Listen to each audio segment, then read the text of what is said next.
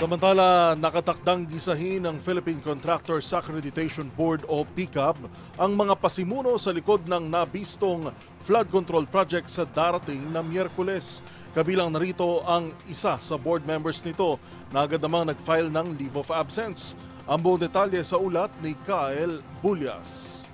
Nakatakdang humarap sa pagdinig ng Philippine Contractors Accreditation Board ng mga kontraktor na nasa likod ng mga nabistong ghost project. Ayon kay PCAB Executive Director Attorney Herbert Matienzo, kabilang dito ang SYMS Construction Trading na responsable sa 55 million pesos na halaga ng ghost project sa Baliwag, Bulacan na mismong si Pangulong Bongbong Marcos pa ang nag-inspeksyon.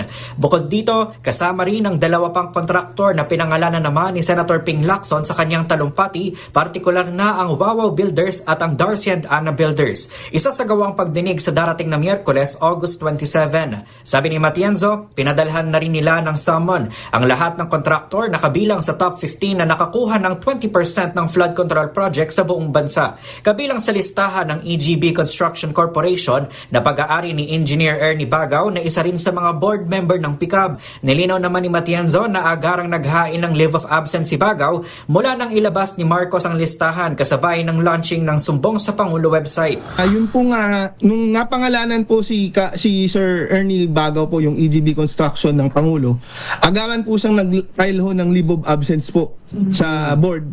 At ang board naman po ay tanggap po ang kanya pong leave of absence until such time po na ma-clear po ang kanyang pangalan dito po sa issue pong ito. Nagpapatuloy naman ang pakikipag-ugnayan ng PCAB sa DPWH para sa kanilang investigasyon. Binigyang diin ni Matienzo na hindi sila kasama sa mga bidding activities kaya kailangan nilang hingin ng detalye ng isinasagawang audit ng DPWH sa top 15 contractors. Dito anya nila malalaman kung nasunod nga ba ng mga sangkot na contractor ang standard na itinakda ng DPWH sa mga government project. Para sa MBC TV Network News, ito si Kyle Bulias ng DZRH. Una sa Pilipinas, una sa Pilipino.